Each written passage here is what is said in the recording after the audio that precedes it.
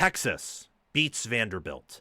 They bring down the then ninth-ranked Commodores, giving them their second loss.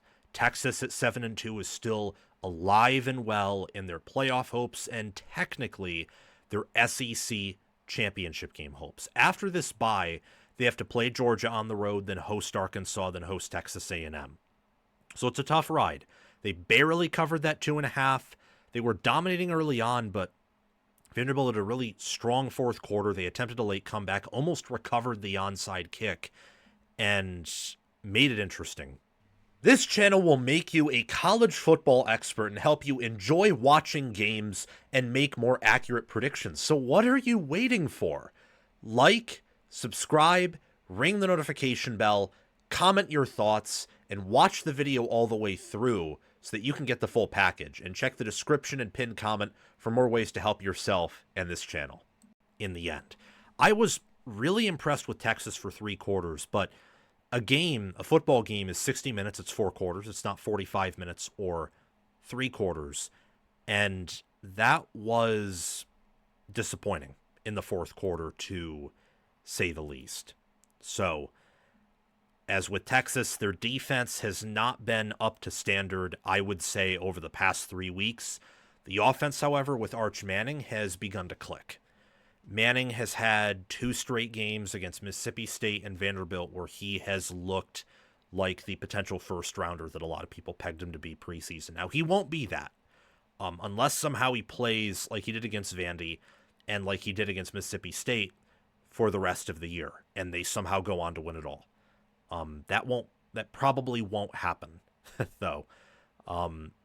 Even Arch Manning, as good as he was yesterday, that 75-yard touchdown pass to Ryan Wingo, if you didn't watch that play or much of the game or the highlights, you may have thought that was a deep bomb, which is what Arch is good at. It was a screen pass out of the backfield, where Manning just dumped it off, and Vanderbilt couldn't tackle. And when you can't tackle Ryan Wingo, he's going to get to the end zone because he's fast. Vanderbilt, in their late comeback attempt, was able to successfully pass the ball. I think not having Michael Taft is a big part of the reason why. He was injured against Mississippi State and now injured against Vanderbilt.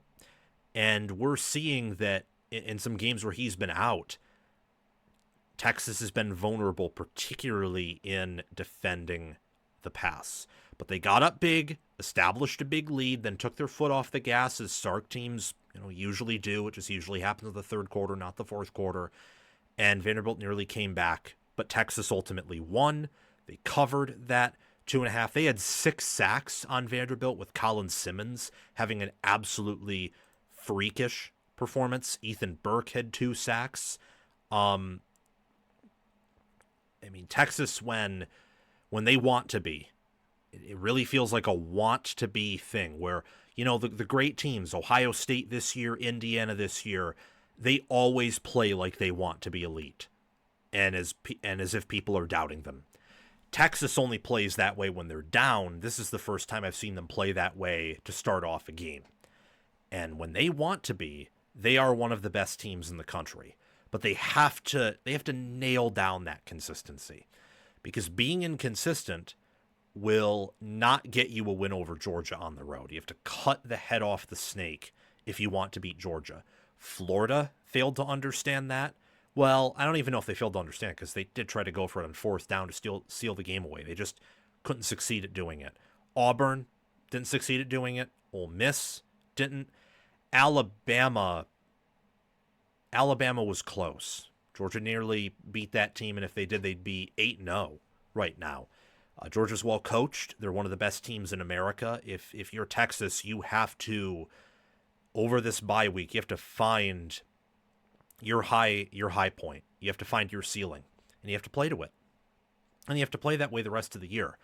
Arkansas is the king of 1-score losses right now. They could beat you.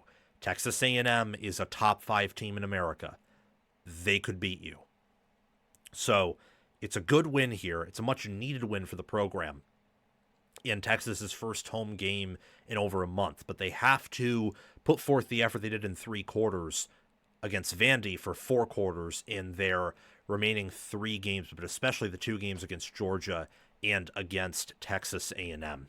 For Vanderbilt, their playoff hopes are alive. If they beat Auburn, and they should this Saturday, and then off the bye, they should beat Kentucky at home. And honestly, with how they play and with who Tennessee is, they should beat Tennessee too. I believe a 10-2 Vanderbilt team with wins over Missouri, LSU, South Carolina, Kentucky, Tennessee, Auburn, and a close loss to Texas and a close loss to Alabama. I know Texas was lopsided early, but they nearly came back. And as for Alabama, it was closer than that final score indicated. It was 23-14 late in the fourth quarter. I believe a 10-2 Vanderbilt would get in. Maybe I'm wrong. LSU and Auburn firing their coach, and Missouri losing their quarterback, and South Carolina likely finishing 4-8, 5-7, and firing their offensive coordinator doesn't help their case.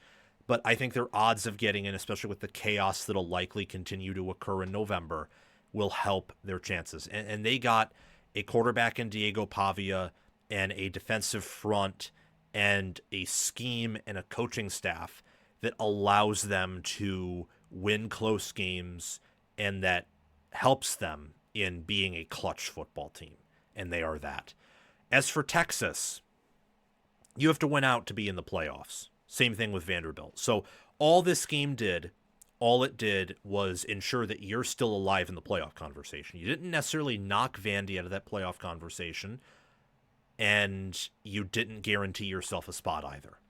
You're not 8-0 or 9-0. You are 7-2. You cannot afford another loss. You lose to Georgia, the season's probably over. You lose to Arkansas, it's definitely over. You lose to A&M, it's similar to the Georgia game. And I'm so happy that's a Friday night game too. It's gonna have its own time slot. That's gonna be incredible for the Lone Star Showdown. But Texas's season is alive, but it's still on life support. In order for life and new blood to enter this Texas season, they need to win out. And while I don't think the odds of that are high, unlike most teams who have 3 or 4 games remaining, I do believe that Texas is a slim chance to win out. They're very talented. They are finding their way offensively. And when they get Taft back on defense, I think that pass defense will find itself again. I mean, their defense outside of that has been playing at an exceptionally high level all season long.